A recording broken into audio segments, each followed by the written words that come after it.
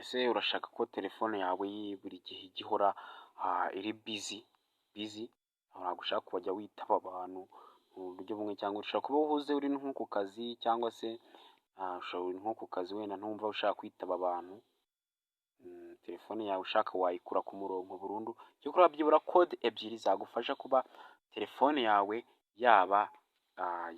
zagufasha kuba telefone yawe yaba itariho igihe wumva ubishatse, wumva ushaka ko telefone yawe itariho, hagira umuntu witaba cyangwa se utagira umuntu uhamagara cyangwa se n'abaguhamagaye kugira ngo bataza kugutesha umutwe bajya bumva uko uri bize, wumve kuri bize. Icyo uzakora nta kindi, uzaza muri telefone yawe uzandikamo izi kode ngiye kuba nakwibwirira njyewe ubwanjye kugira ngo ube wakora ibintu bizima. Ndakubwira kode ya mbere ikora kuri Tigo ndetse na MTN yagufasha kuba telefone yawe yayikura ku murongo kandi iriho,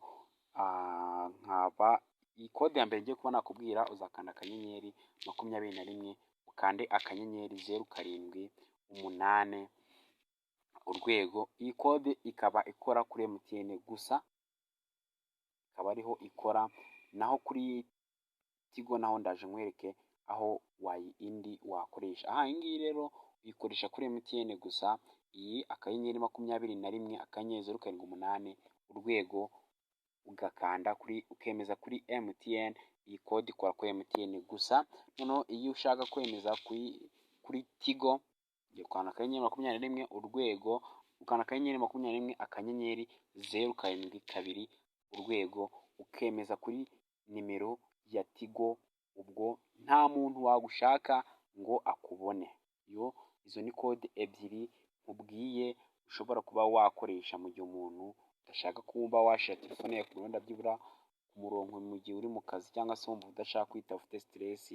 Izi nizo kode zagufasha, cyangwa se ukaba wayigira busy, umuntu wese uhamagaye akajya yumva iri busy kandi nta n'ubwo uri kwivugiraho. Icyo uzakora uzakanda akanyenyeri 43 urwego.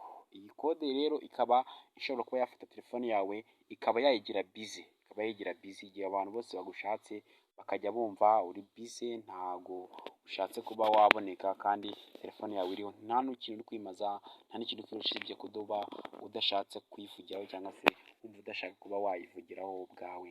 Izi nizo kode zaba zagufasha mu buryo bumwe cyangwa ubundi. Rero ko izi kode ari eshatu nkubwiye uzumve kandi uzikurikize niba ushaka ko ukora ibi bintu nakubwiye haruguru. Ndagushimiye ko ugiye unkurikirana 5/5, nkomeza kubwira ngo niba hari ikindi kibazo waba ufite wagenda umbaza, nanjye nta kibazo ndagusubiza nk'uko nanjye nabyiyemeje. Nagarutse maze igihe kinini ntahari ngenda mbiseguraho nk'abantu nari maze igihe kinini ntahari, babwira ngo humure ni Master G wanyu, nagarutse nk'ibisanzwe, ntabwo muzigera mwongera kumbura na rimwe mu buzima bwanyu. Ahangaha ni njye njyenyine wigarukiye, nta wundi. Nkomeza kubabwira ngo ndabashimiye, komeza kugira ibihe byiza, duhure muri tips zikurikira.